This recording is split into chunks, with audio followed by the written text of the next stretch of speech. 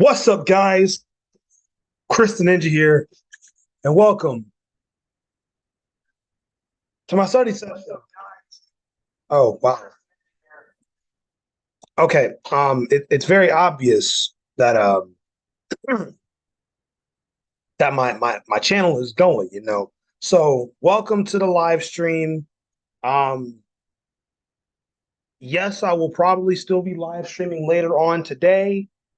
Um, but we're gonna be studying some high frequency electromagnetic systems and stuff like that.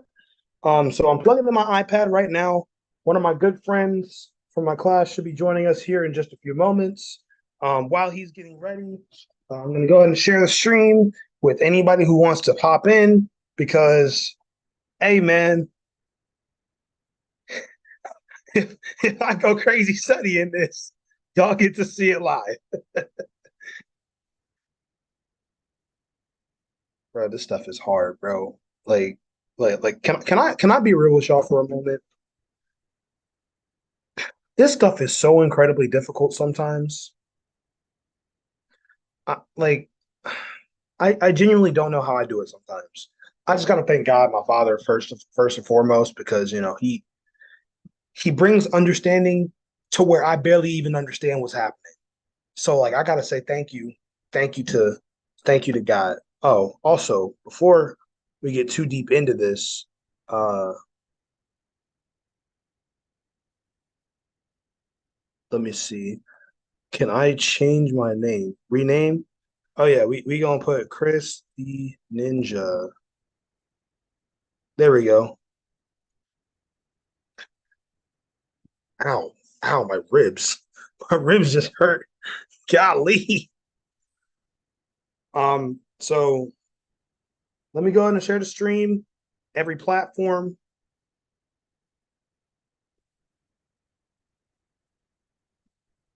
Share this to snaps.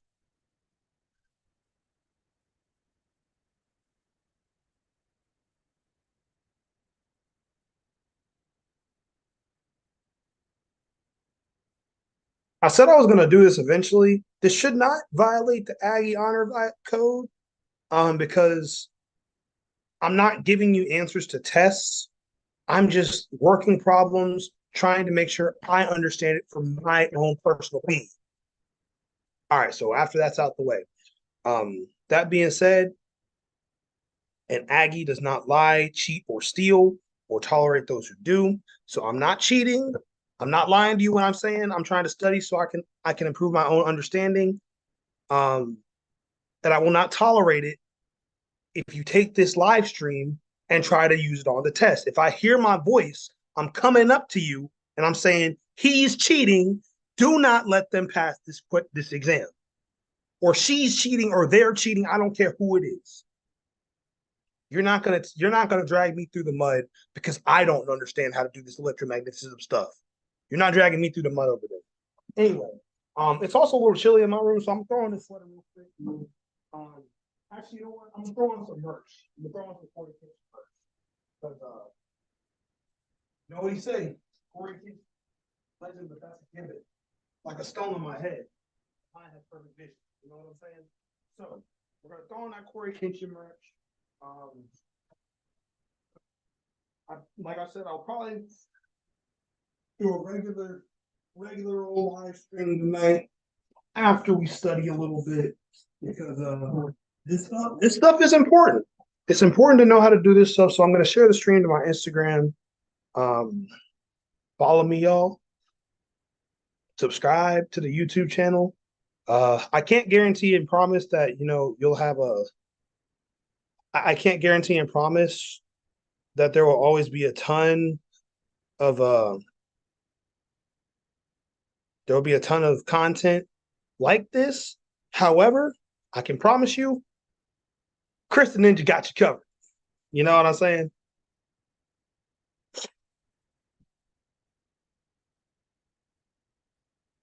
Let me let me see. Let me hit this right here and then hit that link.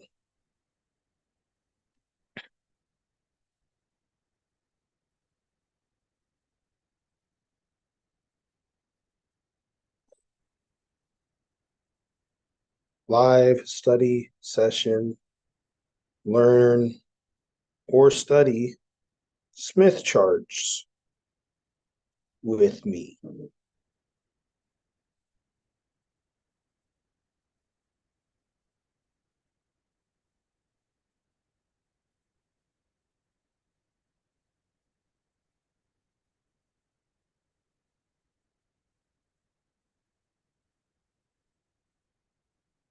Okay, cool.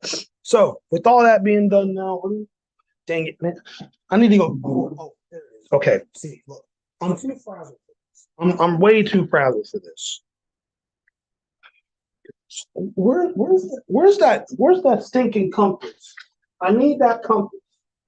I need my compass and I need pick up the pick up the thing, pick up the compass. Okay, so as a quick review, well, for me it's review. Uh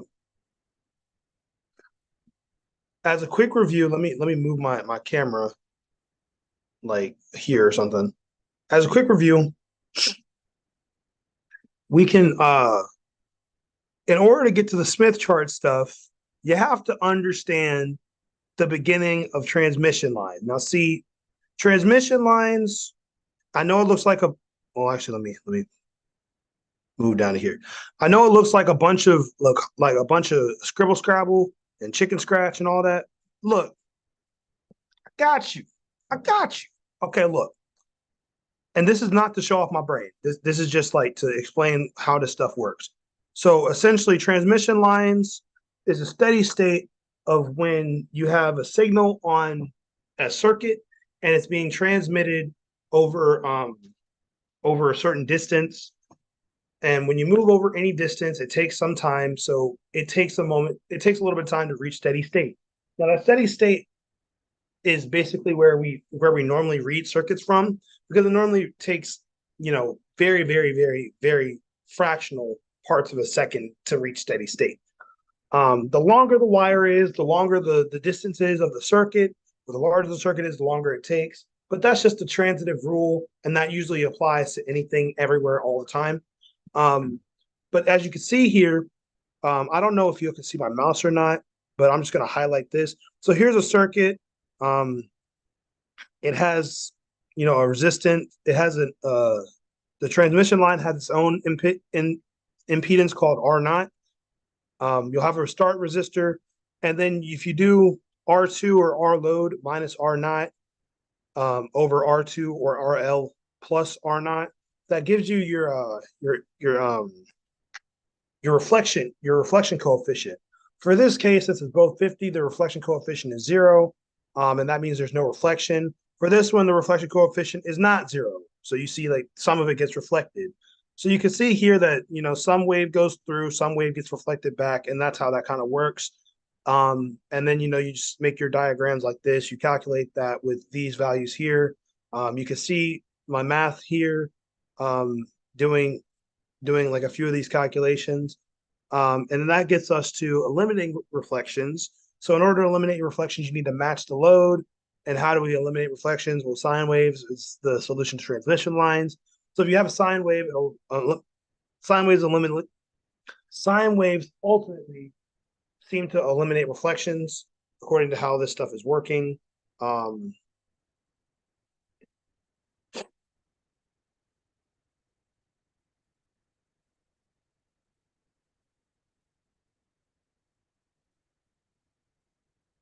Sorry, guys, my friend had just texted me.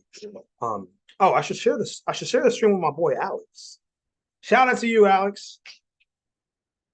Hope you're having a good day, man. Uh, we should get some snaps in the chat. Snap it up for Alex. He got a new job, so snap it up for him. Big snaps, big snaps. Um,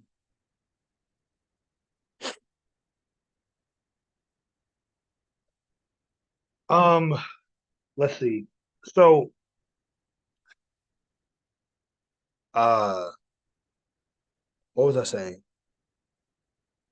Oh yeah, sine waves on transmission line. So sine waves, uh, if ZL and Z naught and are not equal, the mismatch causes reflection, and that basically has like one wave going this way and one wave going this way, and we don't like that because that costs power.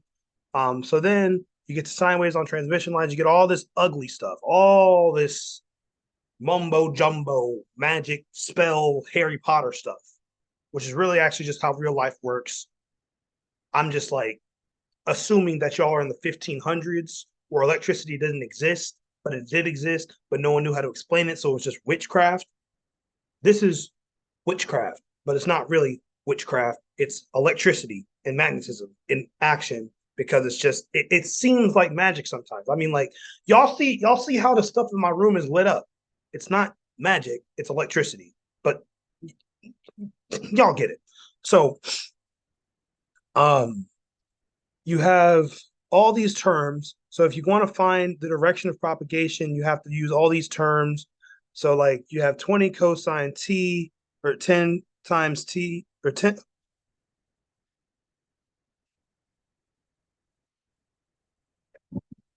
You have 20 times cosine of 10 to the 6 times t minus 0. What is that? 0.05. So essentially you have your pulse voltage, which is 20 volts. You can see that here, 20 volts.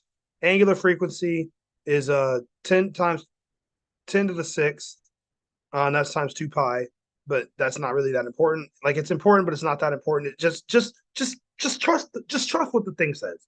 I'm trying to explain it so like so if like y'all join late, y'all can go back and then rewatch all the way up to where we're working. So that way it's not like it's not just like extremely confusing. I mean, I know it's already confusing, but like at least it's not like extremely confusing. Then you have your beta value. That's 5 milliradians per meter. You have your lambda, which is 2 pi over beta. Um, you have your frequency, which is omega over 2 pi, which gives you this value. That's how we were able to get the 10 to the 6. Uh, Time, 1 over frequency is this value here. Velocity is the frequency multiplied by the lambda. That gives you that. Velocity factor is the velocity that you find and divide that by the speed of light. Why is it the speed of light? Because everything travels at the speed of light. If you get it moving fast enough, everything moves at the speed of light. I move at a fraction of the speed of light. Like I mean, like I'm not claiming to be like the Flash or anything, but I move at a fraction of the speed of light every time I go somewhere. I'm just booking. So shout out to Keemstar because I'm fast as heck. Anyway, so lossless transmission lines. So this is a line that has no loss. You can find that with the inductance divided by the length, or that's henries per meter, and the capacitance divided by length, that's farads per meter. That equation breaks down into with inductance, it's 4 pi times 10 to the negative 7. That's the mu value, and then you multiply that by mu r, which is typically 1. You have epsilon, which is epsilon r, which is a given value. It might be 30, it might be 1, it might be 25, it might be 12, it might be 16, and then you have epsilon naught. And epsilon naught is 8.85 times 10 to the negative 12th, and that's how you get capacitance. And then you have your j omega c and all this stuff. That's basically just imaginary number. Just just just act like you know what's going on. I don't have time to explain everything to y'all in like this short live stream time period. But I guarantee you it'll make sense. I promise. I promise it'll make sense. Um, so um, let's see. This this right here is how you can explain it. So like this right here explains it. Um, then you have the lines match the load, and then that gets into this stuff. You have your gamma value. Like I feel like I'm speaking Greek. I feel like I'm just speaking straight Greek. Everybody, welcome James to the live stream. All one viewers. Um, I don't know how many viewers are on this, but million views, million views. Um, so James, you have anything to add to the very rushed and convoluted explanation I Uh, just gave about? can you hear me? Yeah, we got you. You're here. Oh, okay. Do you have anything to add about like all the like extremely complicated stuff I just like kind of blew over with transmission lines and sine waves and stuff like that? No, man. Okay, so now we're back at Smith charts. So um just just trust us on this. We're professionals in training, but like we're kind of mostly professionals. So like just trust us on this. Um so the way that this works is that where is it? Where is it? Where is it? Hold up.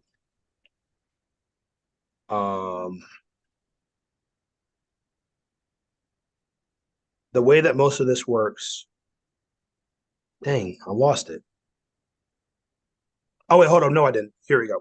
So you see this lambda over four? It's just floating off in space, but that kind of relates to, well, it doesn't kind of, it directly relates to this stuff right here.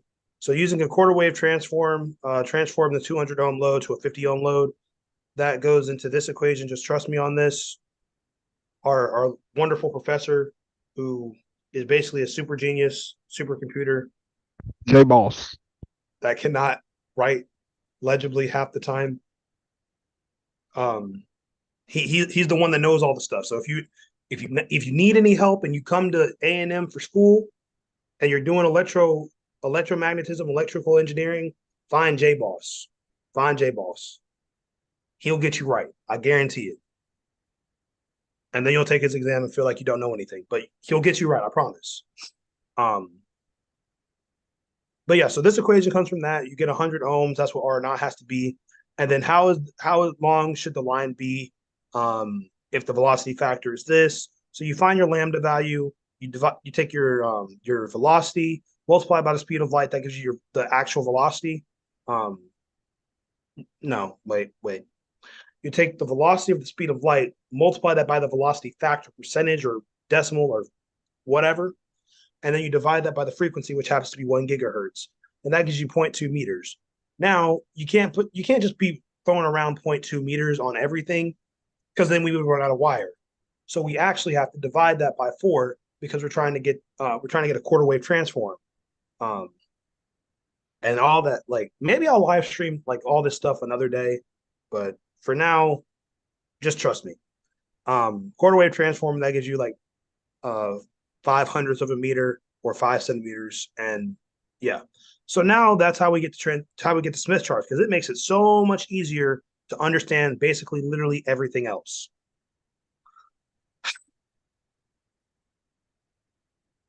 Okay, so now, James, do you happen to have a problem or anything like that that you want to work or anything like that? You feel free to share the screen. You have a open access. I may have just taken all my all my Smith charts are under my desk. But yeah, feel free to take over anytime Where are you going? to get my Smith charts. Oh, yeah. I hold up. I don't know where my Smith charts are. Oh wait, never mind. Found them. Found them. Wait, no, never mind. I didn't find them. This train of paper.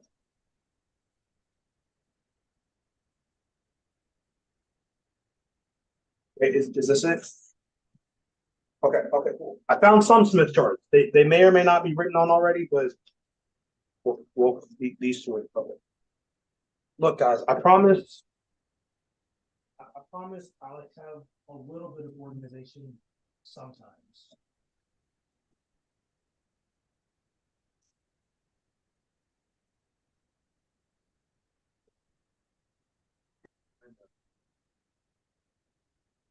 I just got to remember where I put my Smith charts. I put them somewhere.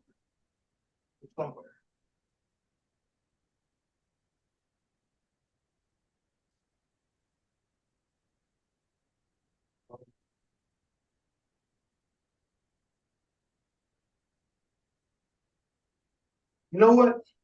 Forget it. I'm not looking for it. Okay, now I'm not looking for them anymore. I'm just gonna use what we got.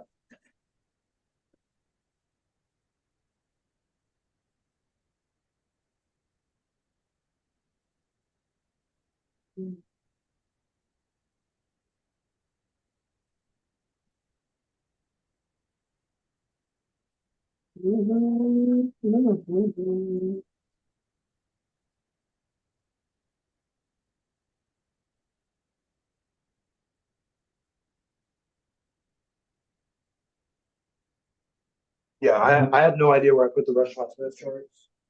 So we're just gonna roll with what we got. Do you have a printer, bro? I do Or not have a printer. is it I'd one in have the to go. comments? I gotta go down. I'd have to go downstairs to the comments to print it off. Might be worth it. Get you 15 copies. I mean, can you keep the stream entertained for? Well, not entertained, but like educated for the length of time to go print off some Smith charts. Oh, my brain is trying for snow charts. Oh man, the hardest part of this class. You got it. I'm gonna try. I might, I don't know. I'm not even set up right now. I'm trying to get set up right now. Okay, I'll wait. I'll wait till you get set up. I'll start explaining Smith charts while you get set up, and then when you're ready, then I'll try and go print off some. Um, because when I tell you you need these Smith charts if you're going to take ESET 355, you might as well like forget you need oxygen. You need Smith charts for this.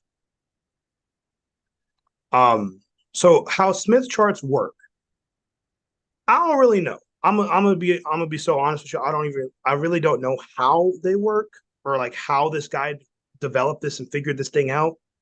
But this random dude named Smith, like something Smith, he just walked up one day and was like, you know what? I'm tired of doing quarter wave transforms by on paper by hand. I'm gonna make this a billion times easier and come up with some impedance chart and just make everybody use 50 ohm lines. And he did. And then that's how we got this beautiful looking chart right here. I'm just gonna put a big circle around it. Look at this beauty. If it if it sinks, this would be very embarrassing if my computer doesn't sync with my iPad. Also, shout out to the homie, shout out to my girlfriend on the channel, and shout out to the Bengals. Big dubs last night. Shout out to the Bengals. Who they think gonna beat them Bengals? Not me. I don't think they're gonna beat them. I need some of that Bengals victory on this exam coming up. Um, but shout out to my girlfriend. She got the iPad for me. So, but big shout out to the Bengals. She gonna be so mad at me if she watches this live stream. Hey, go you go get go get the Smith charts, man. All right, bro, you got this. I I'm gonna try. I don't know. I'm trying to go. Just go get them. We'll be back. It's gonna be a 5 minute break. I mean, two Okay, minute well, break. a little intermission. I gotta go to the man. I gotta go log into this thing. I'm so glad that I don't think y'all can see my grades on like even if you could see my grades on Canvas, like they don't show them on the home screen on the computer. So like I'm really happy about that. I mean like I'm passing, but that's like a he passed. Like not like I'm passing. It's like a I mean he passed. Let's see. Smith print free graph paper. Yes, sir. I need this right here. Remember, it's not gonna print front and back. Yeah, I know.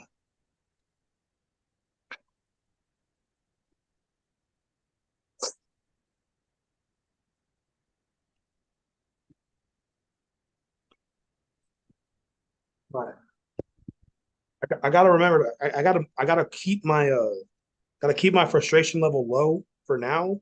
Cause I need the free irritation for after we finish this. You know, like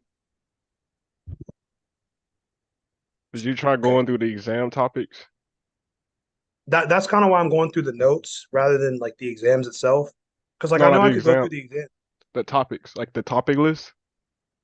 Yeah, I've been through the topic list. Oh, So like okay. I've hit everything up until Smith charts, like, and that's what we're doing today. Oh, okay, okay. I see what you did. Oh, I'm kind of behind, but it works. If you want, you can go over. over Smith over the stuff before Smith charts. Actually, I'm Mm, only gonna print off like 10. yeah, I'm writing stuff down right now for these topics up to it. Yeah, this shouldn't take me. We'll see. Well, explain what you're doing. Explain to the viewers what you're doing. The The one viewer that's probably not even paying attention. one viewer stuff. Look, man, one view is one view. That's what I like to see. All right, I'll be back, guys. James is smarter than me. Guys. I am taking notes. Well, reorganizing notes.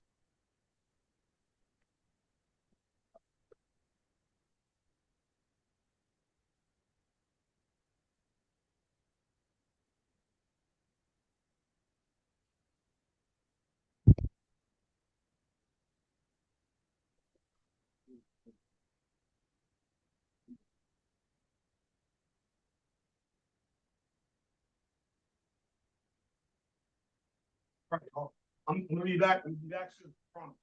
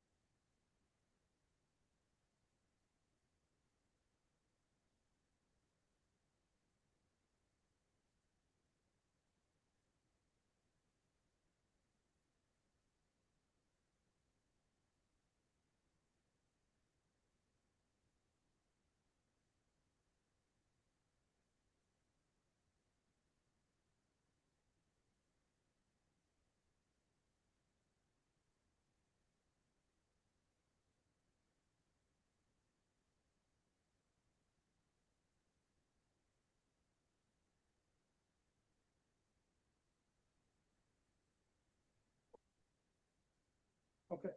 Okay, I'm back. I made it. I made it. It wasn't a line. No, it just takes a minute to walk down the stairs and come back up the stairs. That's fair. And yeah, so but anyway, we do have one viewer that may or may not have left. I might be the only viewer in the chat now, but I mean it is what it is.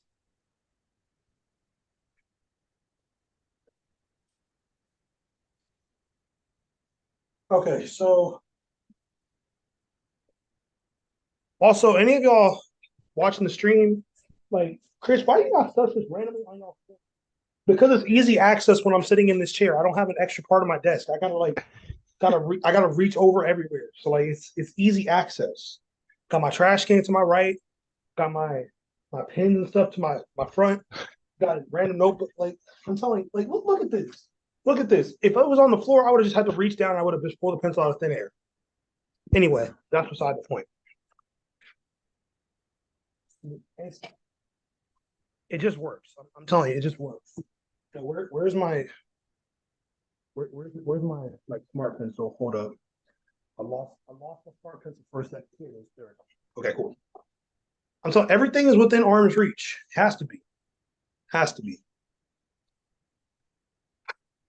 Okay. So with Smith charts, a Smith chart is an easier way to represent the changing. Oh goodness, I can't be doing that. There we go. A Smith chart is an easy way to represent how impedances change based off of one frequency, two wavelength, and three whether it's going towards the. I can't do like the three with this hand, but like in three, the way that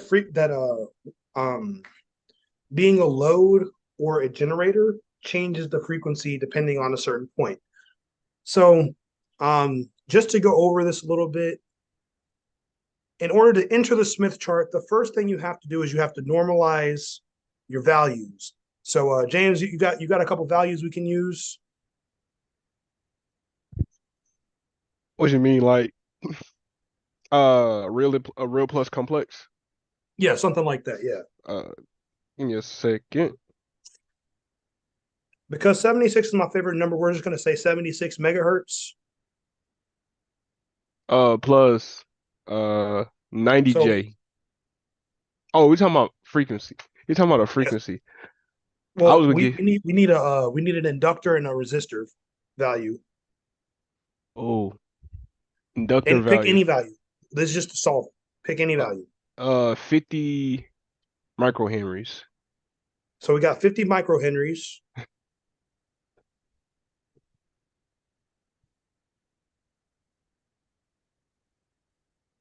And then what's the resistor? Just say 20 ohms. And then we got 20 ohms.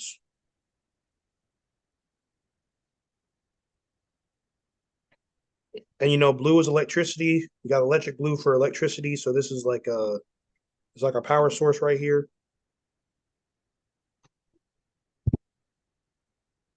I'm about to become a physics teacher. You know how Bree always says like physics teachers draw really well? I'm about to Oh become a my physics. gosh. Okay. So those of you who are new to ESET 355 or new to electricity in general or haven't turned the light on in 25 years, you might be wondering not like Chris and James, how the heck do we solve this? Got you. So the first thing you need to do is you need to find the total impedance. So step one is find total impedance. I actually got to write neat so y'all can read this.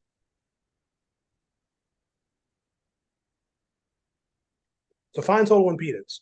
Well, how would you find that? Well, funny you should mention that. If you're taking ESET, ESET 211's got you. Dr. Hudson, if he's still teaching, shout out to him. This I would say this live stream is sponsored by Dr. Hudson, but he didn't give me a paycheck this month. Um, but I guess this video is sponsored by my mom because she's paying for me to live here while I go to school. So shout out to mom. Appreciate you. So the way you find the impedance is you need to have J omega L. That's for an inductor. Now, if we were working with a capacitor, it would be 1 over J omega C. Now, if you remember from like 15 minutes ago when I was rambling on about omega and beta and zeta and everything, all the etas in Greek, well, omega is just 2 pi times the frequency. Now, if you don't know what pi is, you're probably a little bit too young to be watching this video because you haven't been through enough math. Or if you are old enough to watch this video, you need to pay more attention to math class. That's the only two explanations. Um, so with 2 pi f, you take your fancy hashtag not sponsored TI 84 plus CE, which stands for Chris the Ninja Edition. They spelled it wrong. Um, but you take your nice TI 84 plus CE and you plug in 2 pi, and then you multiply that by 76 megahertz. I hope you're doing this with me, James, so you can check me if I'm wrong. Okay. And then so now that we have this equals, let's see, 2, 3, 4, 5, 6. Did you get 4.7 times 10 to the eighth something omega? Dude. Oh, there we go. Did you do what was you doing? One over which one was you doing? One over J over C or We're, JWL? Oh, you we're doing two doing pi L? Yeah, I was just doing 2 pi f because we're working with an inductor first, but Oh they need to know how to solve for an inductor, just in yeah. case they don't know. Okay. So Give me a after you second. get that, you multiply, and also impedance, just for anyone who doesn't know impedance, I don't care about this notification right now. Impedance is just, goodness gracious, I can't do this. Um, How it's many just what's the frequency again? 70 or 70? 76, Oh, 76 okay. megahertz. Gotta put 70. Okay, that's right. Impedance is just JX something, JX. X is just reactance. I'm not getting into that. Go talk to Dr. Hudson. He'll get you right. So now we take this value. Don't get triggered by the red. Take this value, and you plug this in to you multiply this value by L. So you have 4.76 times 10 to the eighth times 25 times 10 to the negative 6. Now you might be wondering, like, how do you just know it's to the negative 6? Trust me, I'm an engineer. We're both engineers. Just trust us. We got this. So you plug that in your calculator, you multiply that by 25 e to the negative 6, and you get. Did you get a really big a really big impedance, like 11,000? 11,000. So you did 4.76 times 10 to the 8th. Is that Oh, my bad. plus? My bad. I multiplied by the wrong value. I said 25 instead of 50. My bad. Sorry, y'all.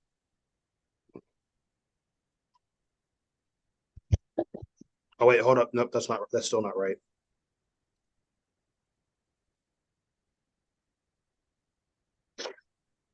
Okay, that's even worse.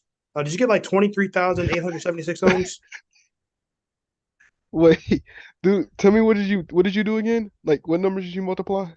Okay, so I took omega Oh, and multiplied that by L.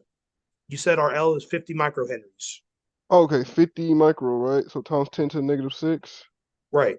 Okay, 23K. So Yeah. 23.8761 K.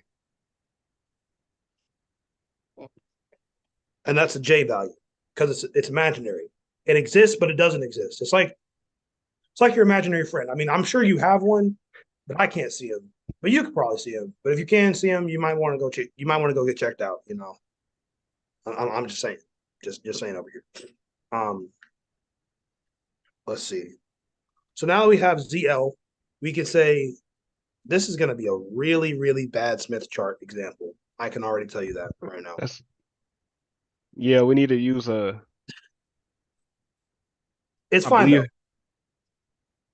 though. Go ahead. I believe I do have some values he used that would make it not seem so terrible, but we can do it after this one. Okay, so this is just for illustrative purposes. So we're working with the 50 ohm line. So in order to normalize that, we need to divide this whole thing by 50. So that's the imaginary value and the real value. So you divide that, you get 20 plus this value. I'm putting it in the calculator. Look, trust me. I'm just putting it in the calculator. Um, then you divide that by 50, and you get 0.4 plus 477.5 J. Now, I don't know if you've noticed on our Smith charts, um, even with the tiny font, there is not a there's not a 477 marker on the Smith chart. There's a 6. I mean, I guess that's kind of close, but it's not really going to pop up. Um, so yeah, James, what values are what are some values that you have that he Oh, you may have? want to start over for the capacitor? I mean, the inductor and the what is it? Resistor? Yeah, sure. Let me look real quick. Uh,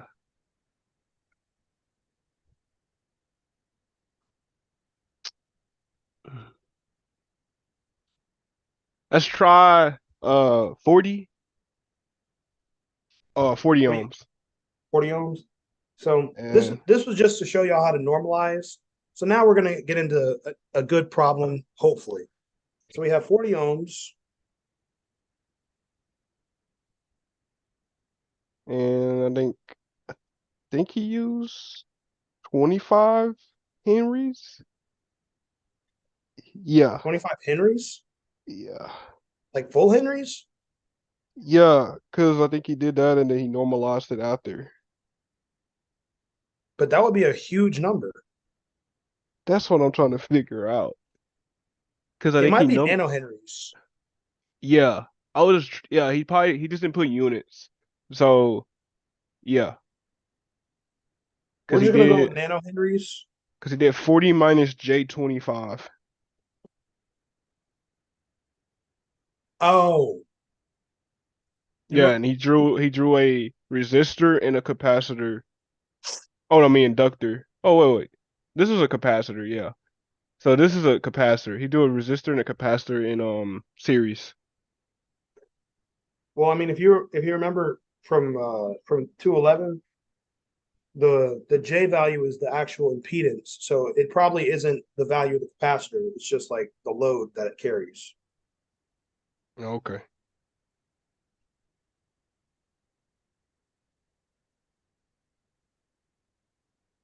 Okay, so 40 ohms minus 25 J ohms.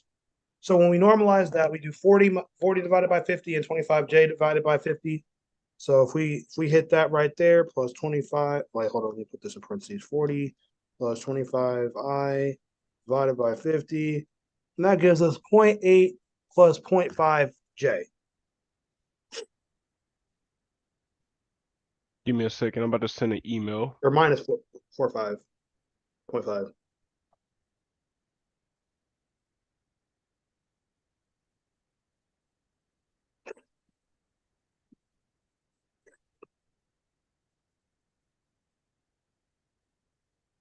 If you're just now joining in on the stream, welcome. We appreciate you.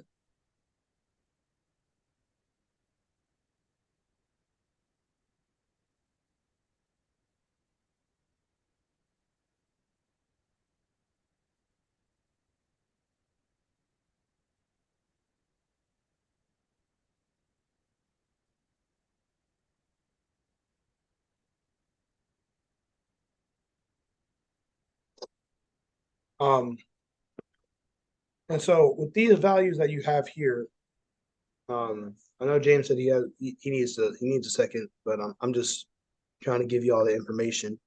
So with these values here, oh goodness, please work. Please zoom in. Okay, cool. You can take the zero point 0.8 real value. So the real values correspond with the circles.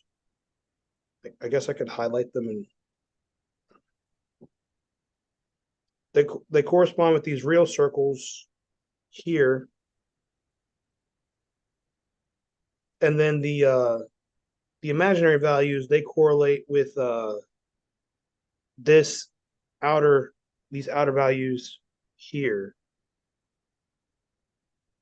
Well, I just covered some of them up, but, you know, correspond with these outer values here. So 0.8 plus 0.5j or minus 0.5j. If it's negative, you go to the bottom. If it's positive, you go to the top. So with 0.8, we go to the 0.8 circle here. There we go. Wait, no, hold up. My bad, y'all. My bad, y'all.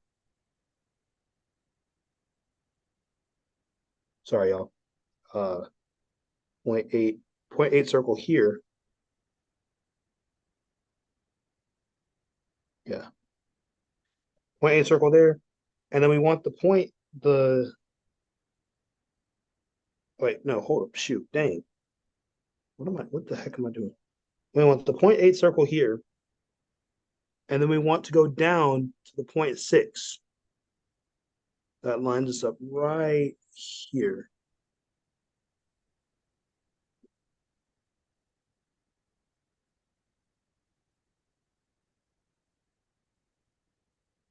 And then what you'll want to do is you'll want to uh draw a circle around that point.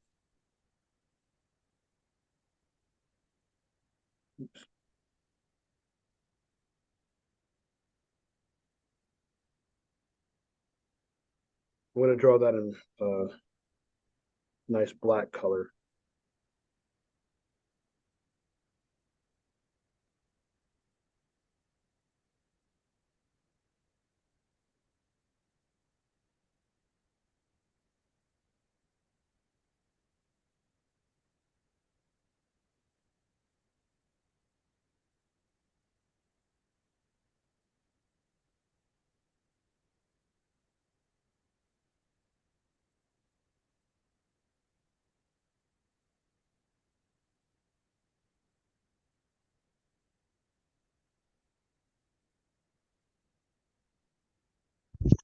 Using the circle is interesting.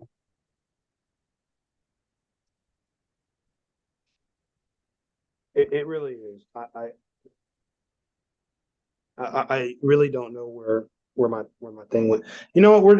We're gonna do this on paper. We're moving to paper because I need to make sure that this is done right, so I don't screw myself up.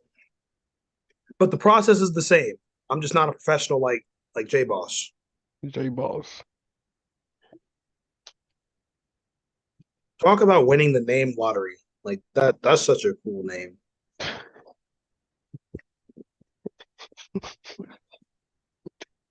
He lives up to it too.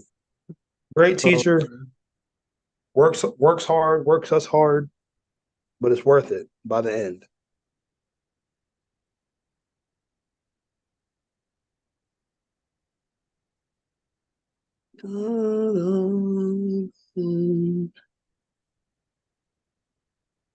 So what you'll do if you're working on paper, like you really should be working on paper, you'll you'll draw your circle, or you'll draw your point to the circle, and then you'll take a compass. I'm not talking like the one with the north, east, south, and west. I'm talking the math compass, the one that you get made fun of for carrying around in school. Get you one of those. Shout out Office Depot. Bro, I can't. I can't do this. Sorry guys. Sorry chat. Y'all gonna get sick. Okay, cool. Spread my computer. Okay.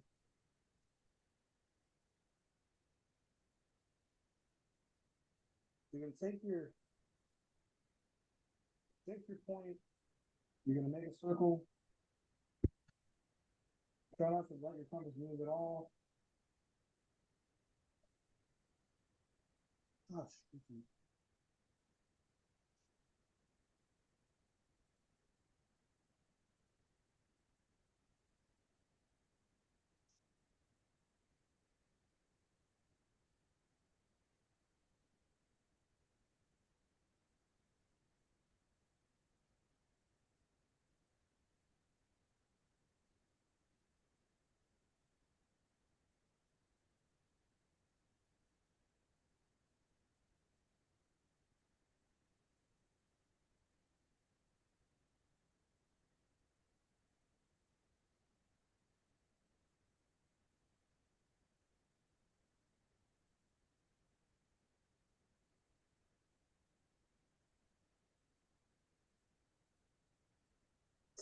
Okay, cool. I think our circle's close enough. It's fine, probably. So now you're gonna take that point and you're gonna what we're probably gonna be asked to do in general, or what you might be asked to do in general, is you're probably gonna be asked to find the quarterly transform of that circle or that. What you're gonna do is you're gonna take it and line up with the center circle, which is the one circle. You're gonna draw a straight line along the way through.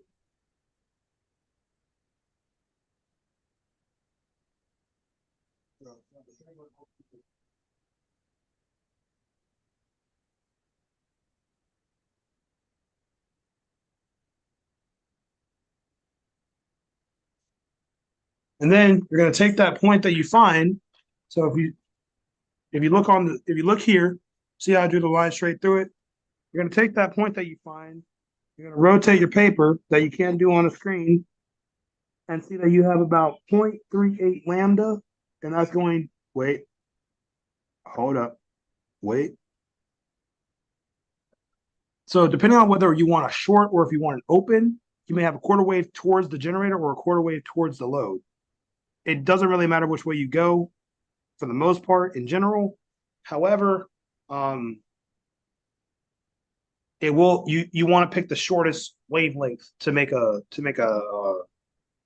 quarter wave transform. So you don't want to go all the way around to the other side. You just want to go as close as you can, as quickly as you can. So the wavelengths of the load, they go uh they go this way. You want to go this way if you're going towards the load. You want to go this way if you're going towards the generator. It's space magic, man. I'm telling you, it's space magic. So what you can do with your handy dandy ruler, angle drawing tool, whatever you have, you can draw a line from that same middle point all the way to the 0.25. They see quarter wave transforms. Now it will look different on every graph, but for this one specifically, we are you can do 25 or 0.25.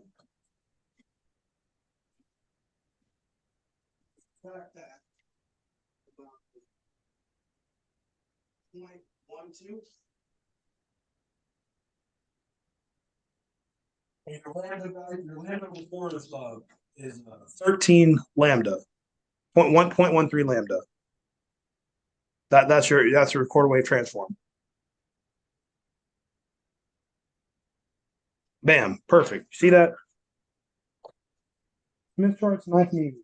Now I could have done that. I could have done that same thing with the could have done the same thing with the math on the last page, but that takes 20 times longer, and you probably hate life doing it that way every single time.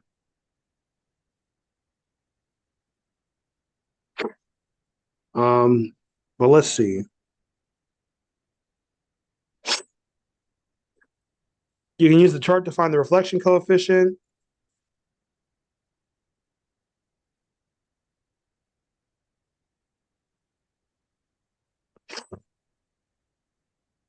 Oh man. Oh,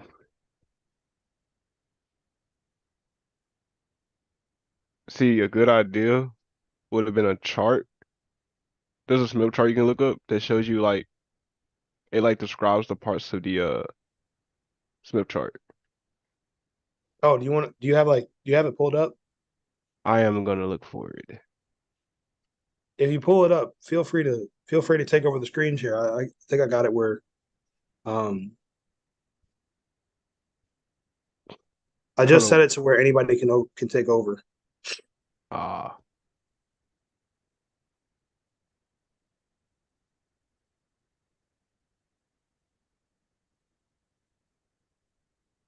what is the quarter wave section again? Can you zoom? Can you scroll over that? What do you mean the quarter wave section? So you know how there's a question and give me a second. I actually can read the question right now if I can find it. Come on. It asks,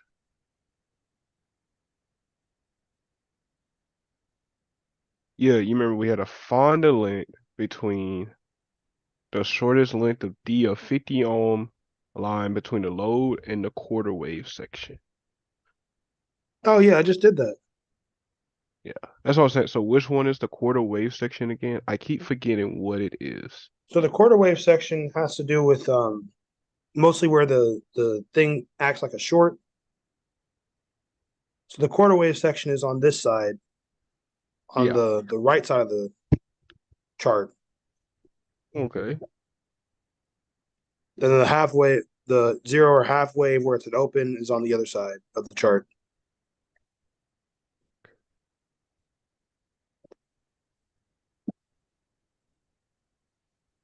Think he had PowerPoint. I don't even know if I had. Oh, mm.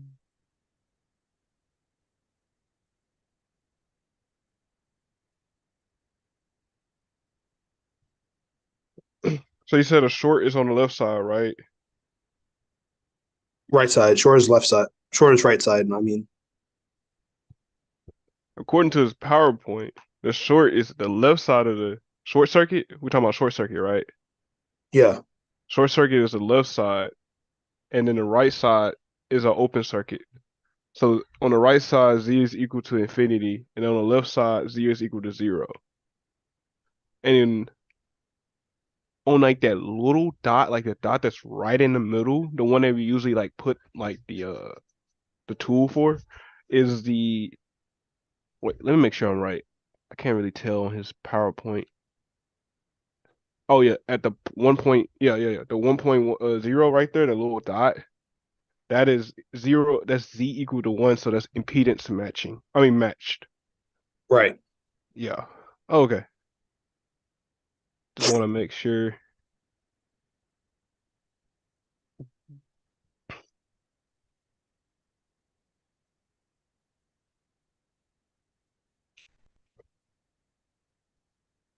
Radius of the circle passing through the load impedance.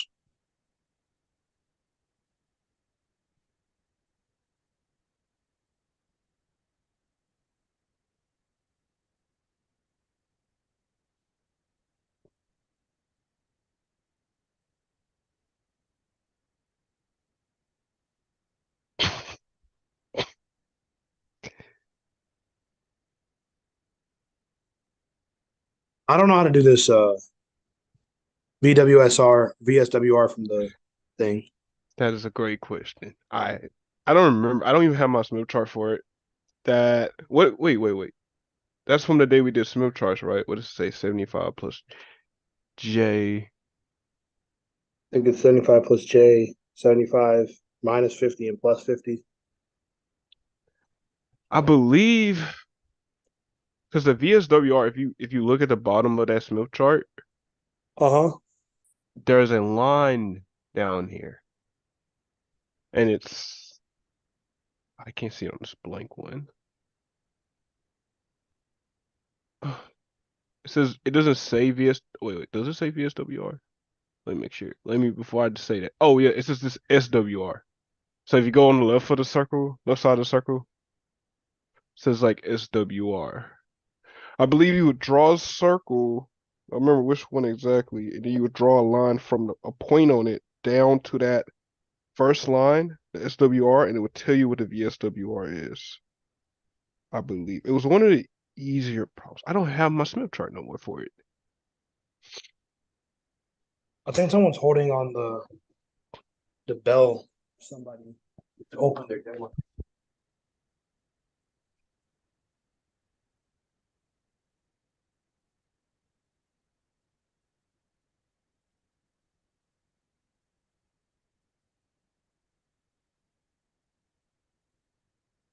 So, dude, do you realize how loud those 88 doorbells are? Wait, I can hear it ADA? from I can hear it from down the hall with my door closed. I did not know y'all had those. Yeah, sometimes we might have like someone who might be hearing impaired. Oh, okay. So, Oh, that makes sense. That makes sense. but those things are loud.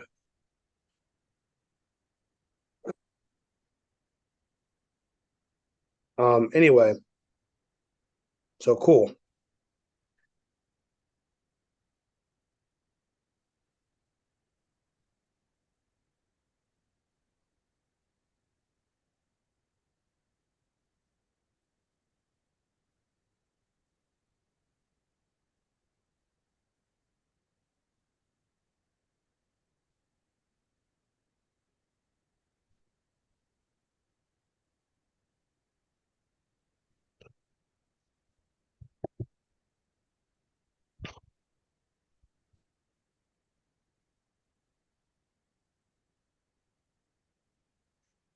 All right. Yeah, I don't know how to do it, but I Yeah, don't I'll think have we'll to. be.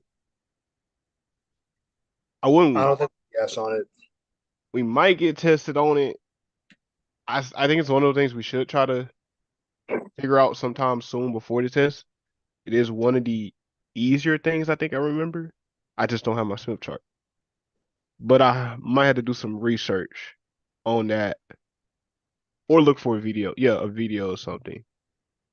The meantime,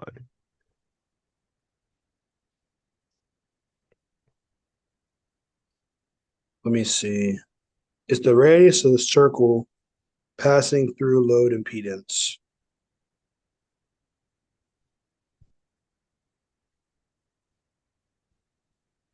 I don't think I drew it right then. Like I just kind of. Well, the VSWR 3.34. That would mean the radius is.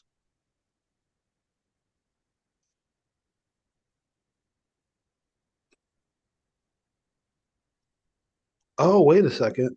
Reflection coefficient is gamma, right? yes.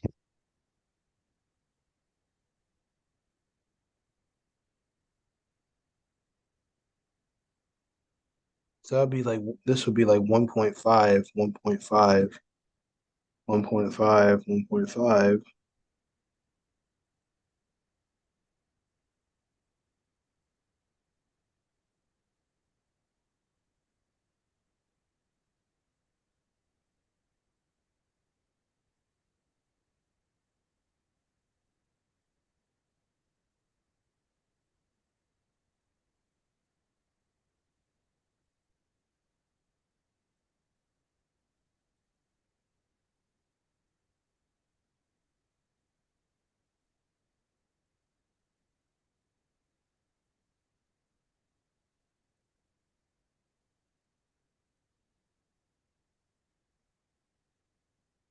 Hmm.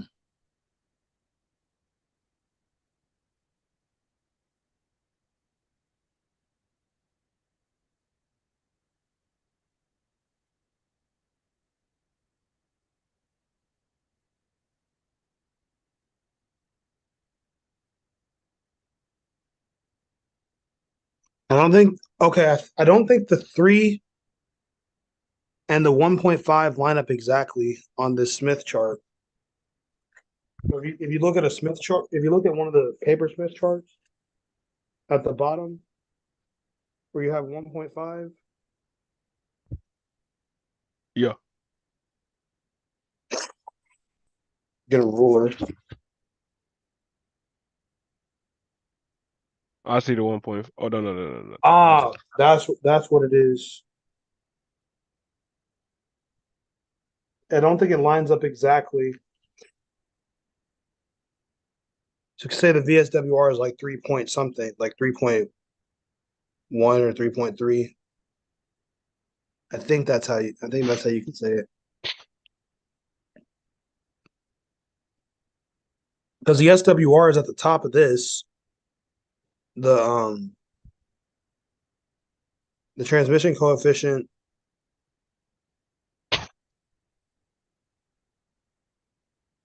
Yeah, the transmission coefficient is 1.5 by 1.5, I think.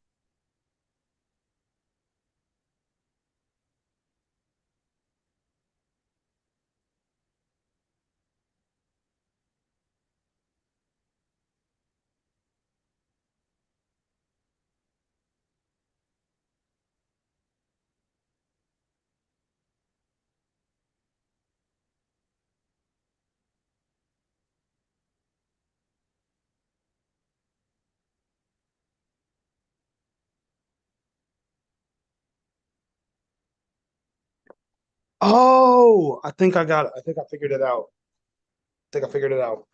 I think I got it.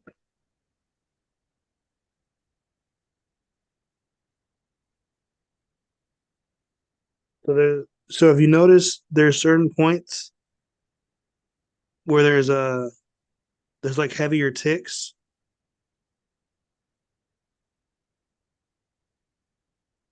Oh, okay, okay.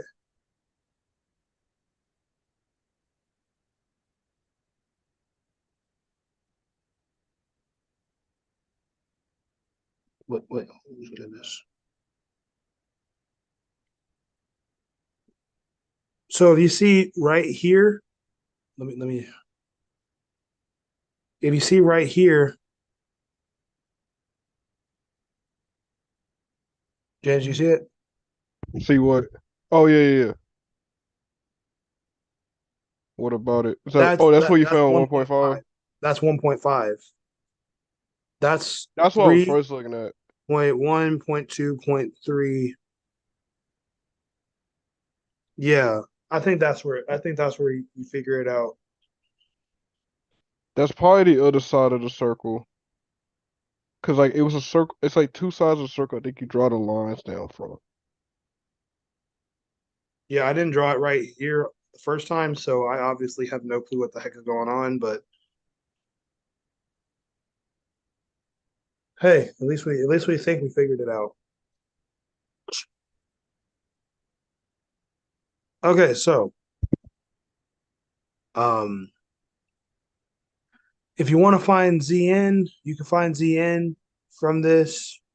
Um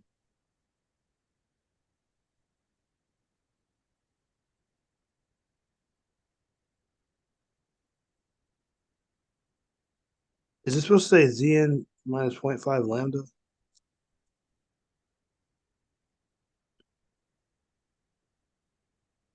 0.57.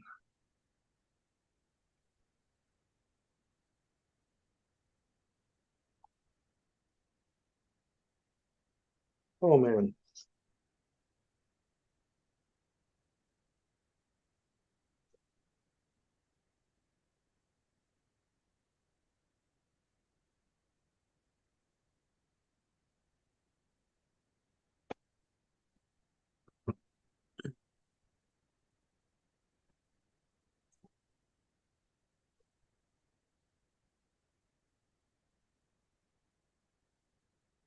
Let's see.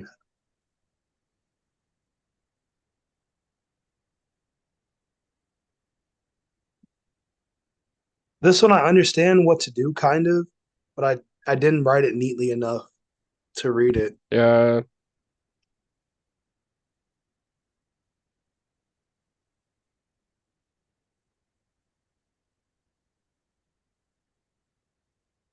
But Zn, I think I'm saying Zn equals D minus 0.057 lambda.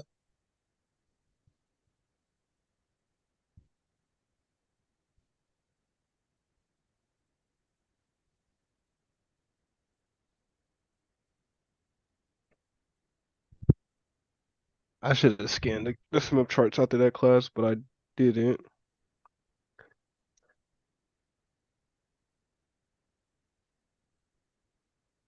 Give me a sec. I'm gonna hit all these other topics tonight before and then I'm gonna come back. Are you live streaming tomorrow? I mean, are you gonna do this tomorrow?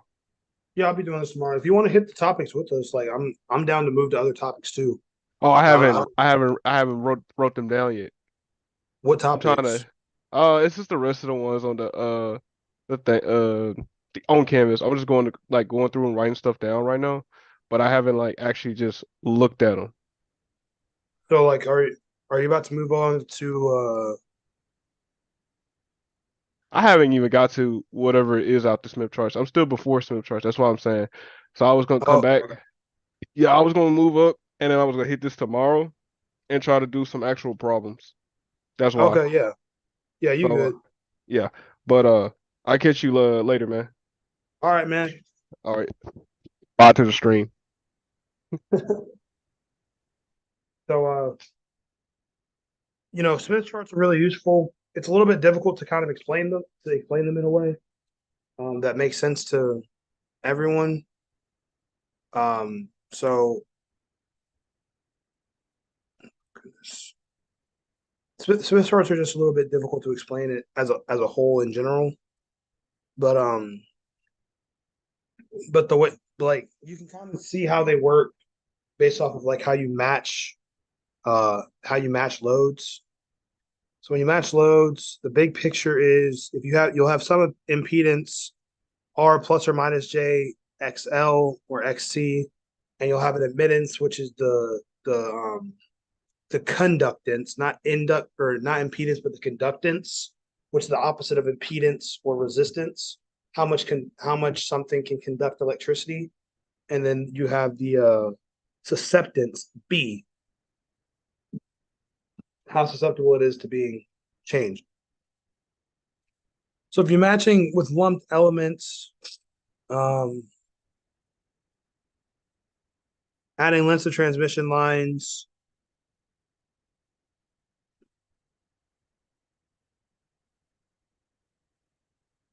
I have no idea what this says.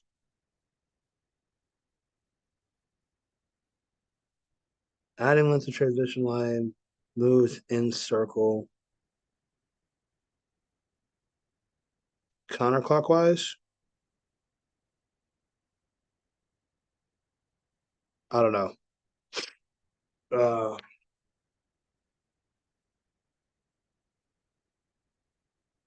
add series capacitor makes counterclockwise consistent R. Um, moves in.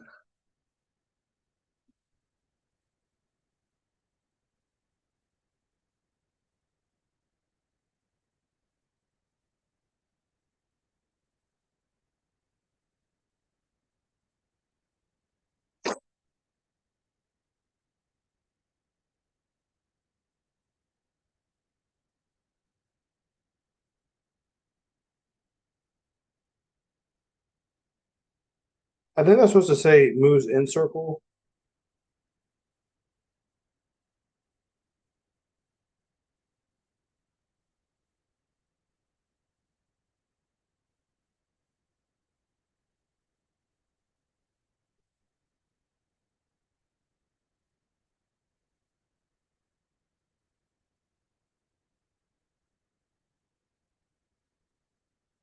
Okay, so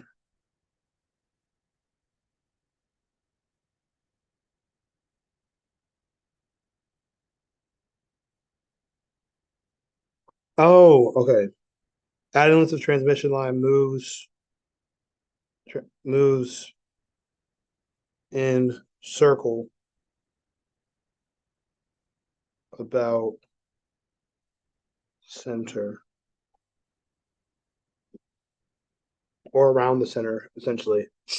And when you add a series capacitor, it moves counterclockwise and has a consistent R.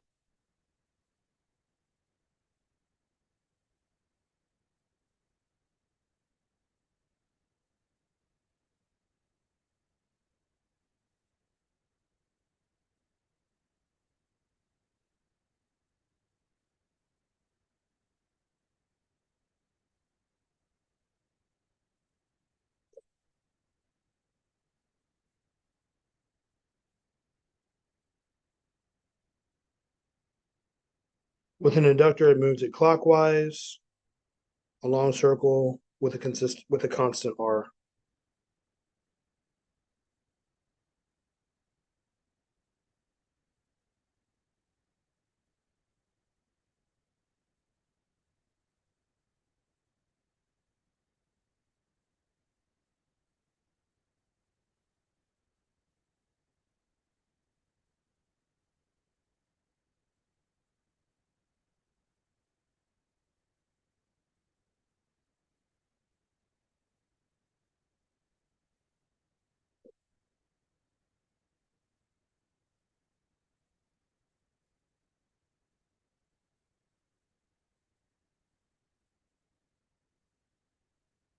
And then the same thing happens um, in basically reverse when you put them in parallel. But admittance is easier to work with.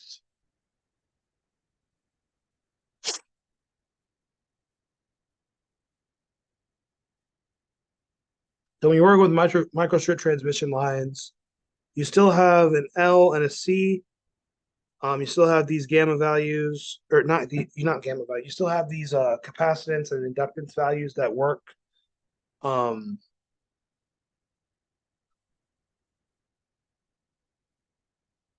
oh man! So we're given these equations. They help us find. Um, they help us find our values. Um,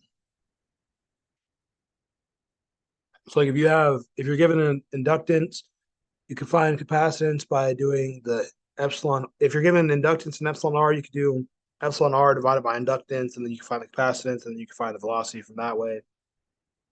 Um, and so on and so forth. There's a lot of ways you can solve this. Um, but keep in mind that coaxial cables and microstrips have a different way of solving each other. So if you're working with a coaxial cable, you have mu over 2 pi.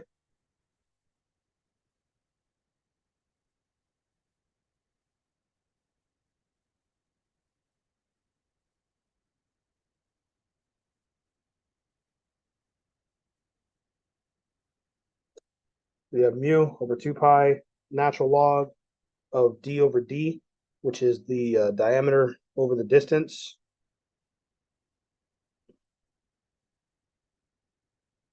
Um, and then c is 2 pi epsilon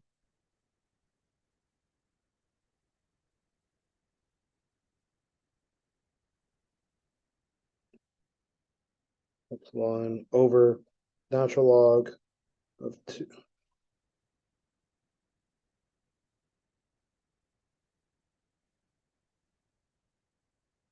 d over d. Yeah, so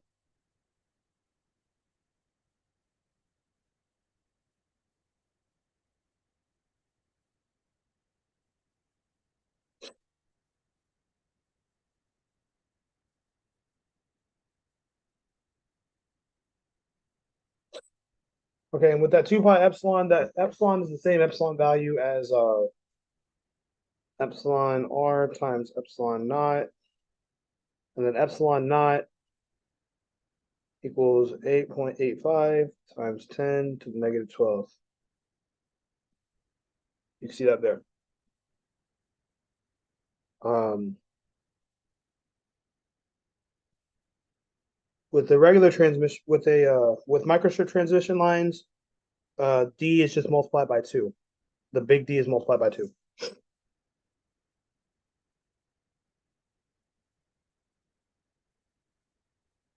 So it's distance over like the diameter, basically.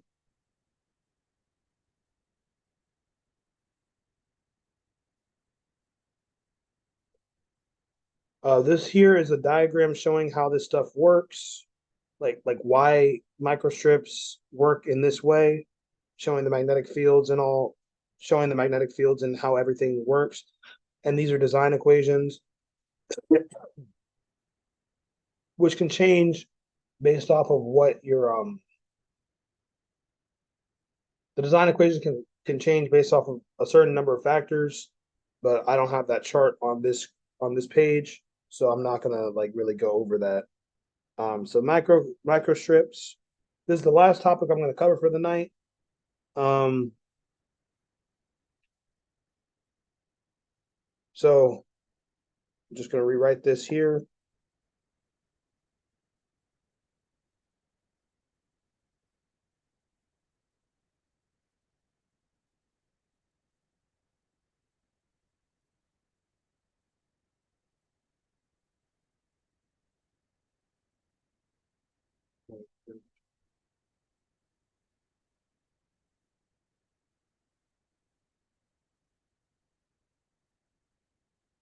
For those who are wondering, my eyes are getting better, according to the doctor. I go back to see him again, and basically the day after exams. So wonderful, right? Love that, right? Can't wait. Woo. Um, so yeah, so you have these are used in multi-layer printed circuit boards, fields in space, electromagnetic fields in circuits. You want it less than lambda, circuits greater than or equal to lambda. As frequency increases, distributed models stop working. Now consider fields everywhere in space. Jeez, I really scribbled that one fast. So this is so ideally your capacitor would charge at one side and have negative charge at the other side. And the fields are completely contained by the dielectric constant. But that's not how reality works. Reality says that no, that's not how this stuff is going to work. So you have some conductive plate, a dielectric in between, and you have basically this your permittivity, your permeability, all this stuff we've been going over 1,000 times. Your charge density, conductivity, 1/ohms. Your J is sigma times E. Um, yeah, and that gets into some complex stuff. Then you can find the intrinsic impedance, which is nu, and that's the square root of j omega mu over sigma plus j omega epsilon. Um, I know this just sounds like hogwash. Trust me on this. It sounded like hogwash to me at first too.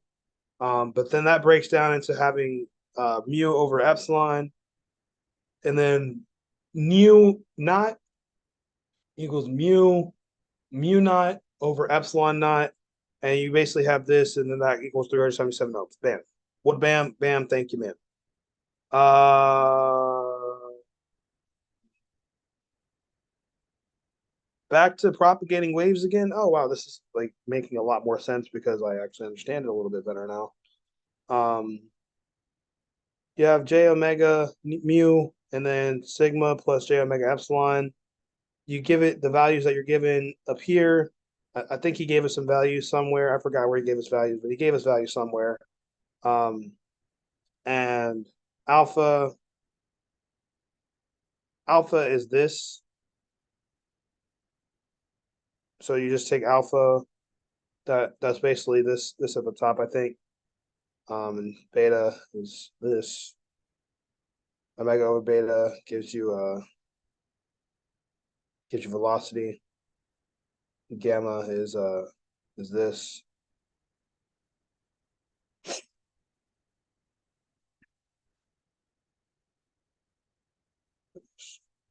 A perfect dielectric has no conductivity. So alpha typically equals 0. This just equals omega times the square root of mu naught, I think, or mu epsilon. Yeah, I think it's mu epsilon. Um, then gamma just ends up equaling 1 over epsilon r times mu naught. And yeah,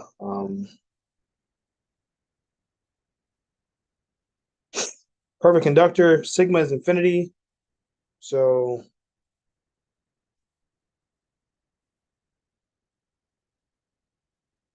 oh, loss tangents. Loss tangents are actually really easy to calculate. I'm trying to get to a point where like there's actually numbers and stuff like that.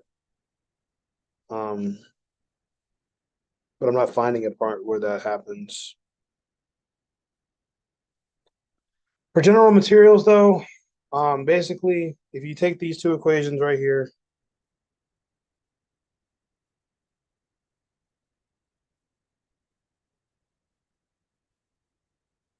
take these equations, you get alpha and you get beta. Bam, easy.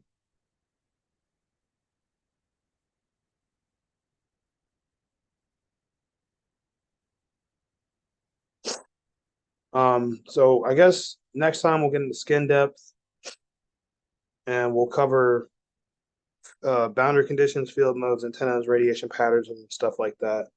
And then we'll have one more day before the test. That'll be a big, easy, nice review. But I want to say thank you guys so much for watching this video. I'm mentally drained at this point. I'm tired from just trying to think about all this stuff. But if you'd like to give that button a nice slap in the face, like and not pressing, and I'll probably be back on here tomorrow. I don't know what time exactly yet, but we're gonna be live streaming the we're gonna be live streaming our what's it called our study session. So be sure to tune in. We'll cover skin depth, actually in depth, no pun intended, and make this more of a understandable stream. But yeah, so I'll see all you guys next time. Yeah, so peace out.